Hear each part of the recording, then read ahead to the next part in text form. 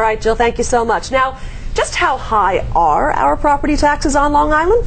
Well, Nassau County is #1 in property taxation, according to the Tax Foundation, a nonpartisan group based in Washington, D.C. They rank Nassau tops nationwide in median home property taxes among counties with more than 20,000 people. So some people pay more, some people pay less. The median amount paid on a Nassau house was $8,478.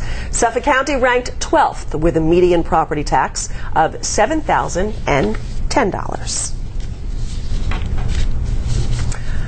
All right, we're going to talk now about our Hofstra poll, because we asked you which of the following statements best explains the high amount of school taxes that Long Islanders pay. Well, 12% said teacher compensation is too high. 23% said there are too many administrators. 14% said not enough state aid. 14% said basic costs are higher on Long Island. 26% said all the factors are equally important. 6% said other, and 5% of the people that we surveyed were undecided.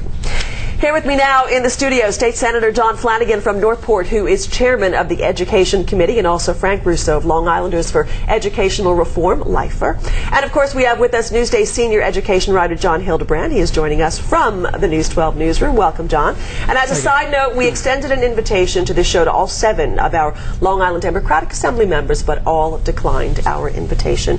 But you were here, gentlemen. Thank you so much. I appreciate it. And Senator Flanagan, we'll start with you. Boy, did we hear a lot of numbers bandied about this year from January to when this budget was passed. Right. Where did we eventually come out after that budget was agreed to? With state aid is between star payments and regular state aid, it's about $23 billion. And it definitely is a cut year to year, but I think it's very important to focus on how much money we actually spend coming out of New York State. That's a minimum of $23 billion that we drive back to local districts. And you have to look at that in the context of what happened in the budget this year. The single largest area of restoration in the budget was in the area of education. Mm-hmm. We picked up close to $80 million more money for Long Island in direct school aid and helping avoid some property tax cost shifts that would have come from special ed costs being picked up by local districts. So it wasn't perfect. It's still very good considering how our deficit was. We had a $10 billion deficit. We closed it with no new taxes, and we still made what I consider to be strong investments. And we are doing things at the state level that in the past that we haven't done well. We're doing what we ask other people to do.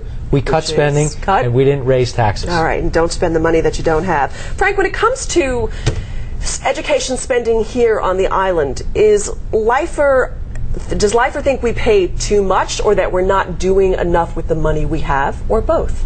Both, I would say.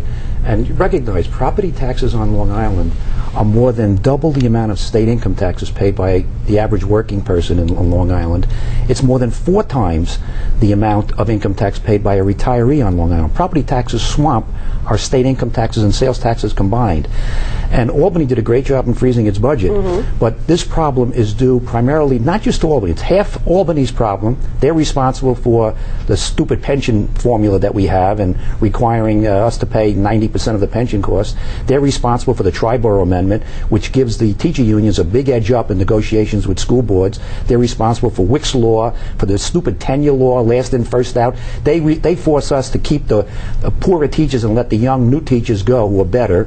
On the other hand, boards of ed determine number of employees, they determine the salaries, mm-hmm. they determine how much of the health care costs the teachers will pay, and they're doing a screwy job. So it's really half the Board of Education's fault and half Albany's fault. John, what's your assessment? You know, the school boards definitely, the school districts are certainly operating, as we know, under a lot of mandates that they do have no control over, plus pension costs and health care cost increases. Yes, and I think it was terrific that you led this program by showing those scenes from Brentwood and Rockville Center, because that tells you a lot about what's going on with education on Long Island. You heard the kids in Brentwood talk about the programs they were losing. You also heard from Rockville Center that they were able to keep all of their programs running. And there's a reason for that, because we all know that there are big differences in the amount of wealth, taxable wealth, that districts have on Long Island. Brentwood has a relatively small tax base. It's not able to raise as much tax revenue with higher tax rates. Rockville Center, on the other hand, is relatively affluent, so they're able more easily to raise money. And that's what it all comes down to. Yes, John, very much. Senator, that's what it comes down to. Some of the districts have been dealt a better hand tax-wise and property tax-wise, and other districts have to struggle. Yeah, there's no question. I mean, we have to work on the aid formula, but if you look, and I want to be very clear, we drive money to high-needs districts right now, and Brentwood is a very good example. Brentwood alone gets about $200 million in state aid, and you know what? They need it. I'm not saying they don't need it, but if you look, I don't think that we should apologize in any way, shape, or form the amount of money that gets driven to Long Island. Would I like to see more? Yes. Would I like to see the formula change to recognize things like regional costs, which would be very beneficial to us? Very higher cost that of alone living, would be a very strong factor in making things more equitable. But we have changes that we need to make at the state level, but we certainly drive a considerable amount of money here to Long All right, Island. we have a lot of factors to look at.